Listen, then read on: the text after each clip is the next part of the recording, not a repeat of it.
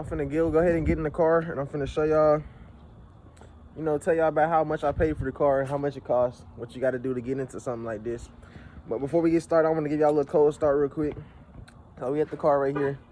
Hold on, let me see.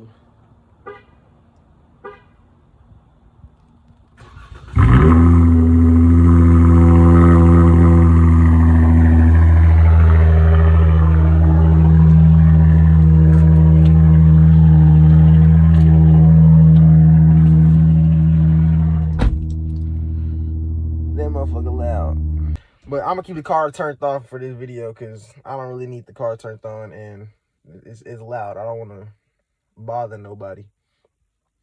But yeah, I want to see if I can find somewhere to set the phone up real quick. Hold on, I'm finna set it up and I'll get back to y'all in a second. Hold on. All right, so let's get started. I just got the paperwork right here. This is everything that came with the car, all the contracts and stuff. I've been in the market for a car. I needed a new car. My old car had some problems, and so I was told myself I was gonna get in a new car soon. To be honest with you, I was not expecting to get this car the day that I got it. Like I said, I think I've told y'all before, I went in there looking for an RT Charger. He said he had one. When I got there, it was no longer on the lot. I guess he said they sold it to the auction.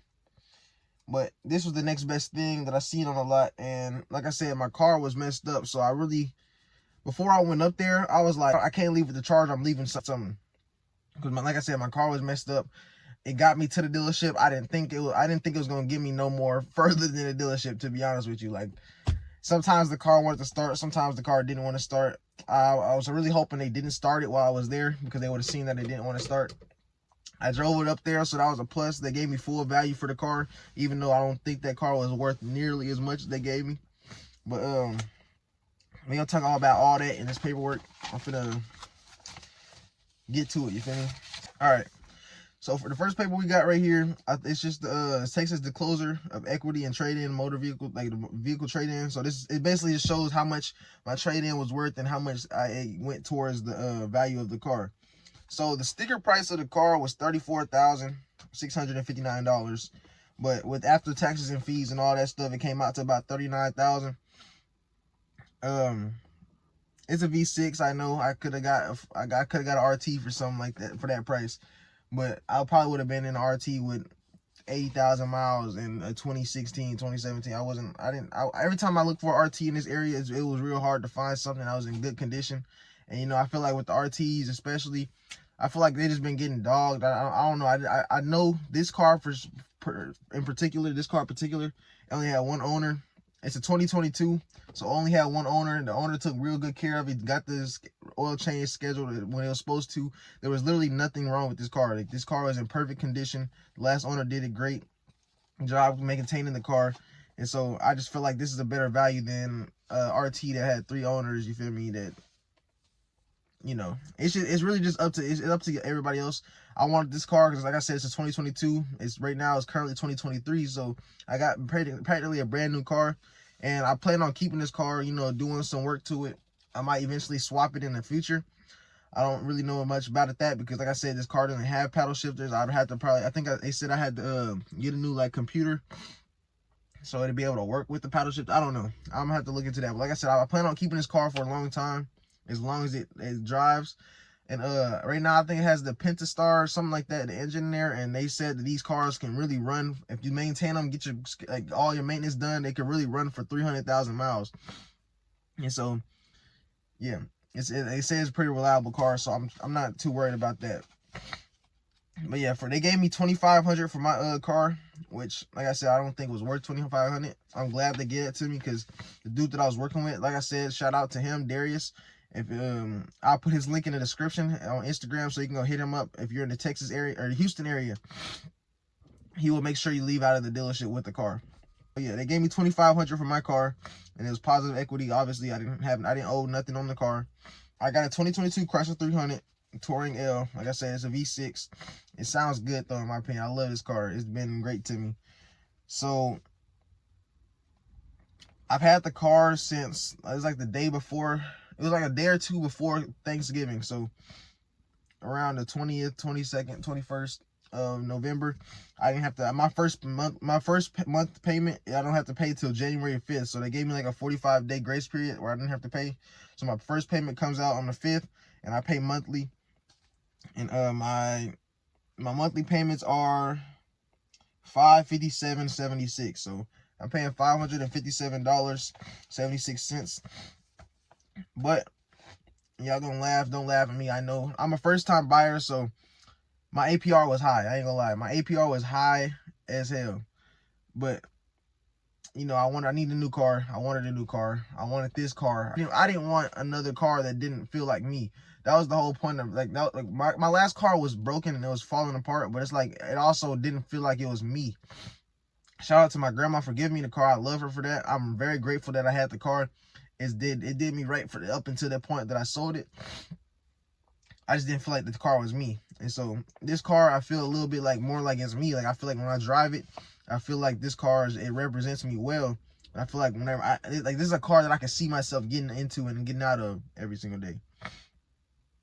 But yeah, my APR was 14.45%. I know that's high, but like I said, I'm a first time buyer with little to no credit history, like nothing. I just got a credit card like a month ago. Like that was my first credit card like a month ago. I just got it. And I was able to walk out of here with no cosigner. I was just able to walk in there. He gave me a good deal on this car, and I walked out with it. So, if y'all want a video on like how what I'm planning on doing to build some credit, I don't want to give y'all tips, and I don't really know a lot, so I'm not gonna say anything in this video. I'm gonna do some more research. So yeah, I'm not gonna give y'all no credit tips or nothing like that, because like I'm just learning. I've only been doing this credit stuff for like a month now. This is my first big purchase with credit. You feel me? So.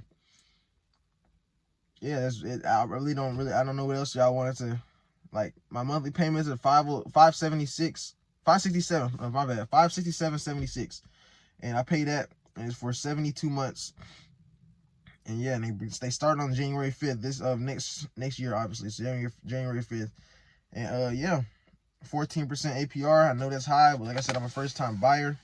Insurance is my insurance right now is $363, and that's only because, like I said, I'm on insurance by myself. I did all this about like myself. I didn't have nobody to co-sign for me. I didn't have nobody to put me on the insurance. I'm pretty sure my parents would put me on the insurance if I asked. It's like I just went ahead and did it by myself. I don't want to have to.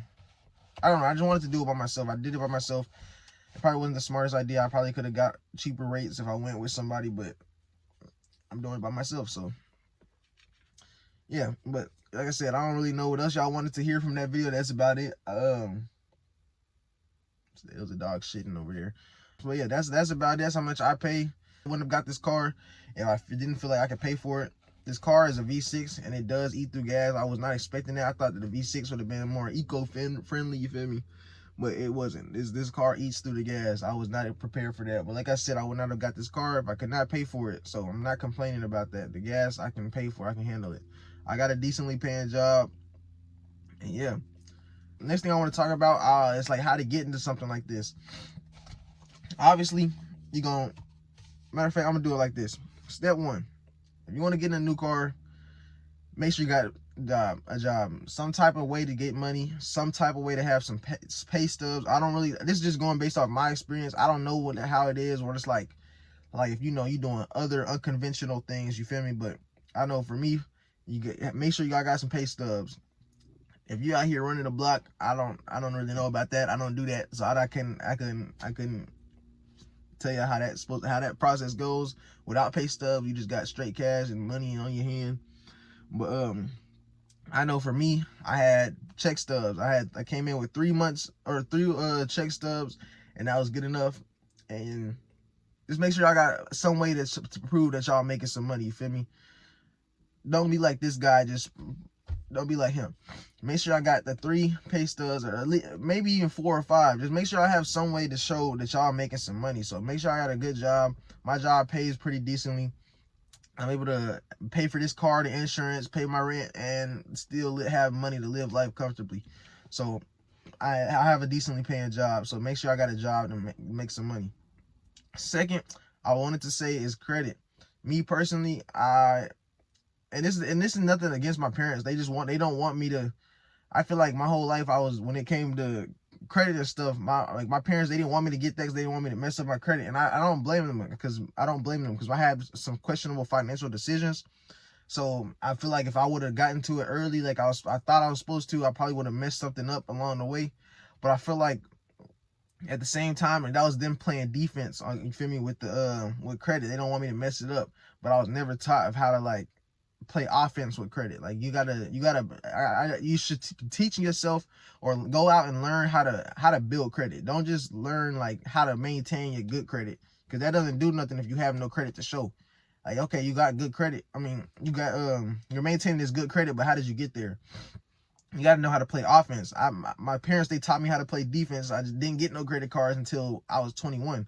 I feel like if I would have got a credit card at 18, or got a credit card, like authorized user at 18 or something, I would have been in a way different, better spot. I've been looking for cars for a long time.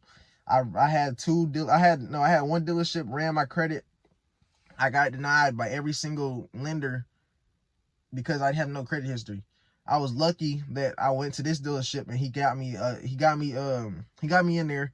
I was lucky. That was like I really was not expecting to leave with this type of car that day. I thought I was gonna be in the, you know, a Kia Optima, you feel me? I don't know. But I was able to leave with this because of the dude. He gave me a good rates and he gave me a good offer. He helped me out. He gave me the max for my car. He gave me the max amount for my car. But yeah, I feel like if you need to go teach yourself, or if nobody's helping you teach you, go teach yourself. Go learn about credit, bro. And if you think that you're able to financially keep up with a credit card, I say get you one. But like, I don't want y'all to just do it because I'm saying no, but I want y'all to make sure I can handle it. I wish I would have gotten to the credit game earlier. As always, just don't get a credit card. You don't want to mess up your credit. That's what I was hearing. But I feel like if you're 18, I say if you can keep up with it, if you have a decently paying job. That was my problem. I was jumping from job to job to job to job. So if I would have got a credit card, I would have been messed up somewhere. So I'm not mad at my parents. They knew me better than I knew me. And they figured I wasn't ready for a credit card, which I'm not mad at them for, because they probably was right. A lot of times my parents say things and they're right about most of the stuff.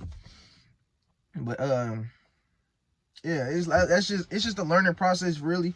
And like I said, if you feel like you're able and you're financially responsible to maintain a credit card, I say get one as soon as you can.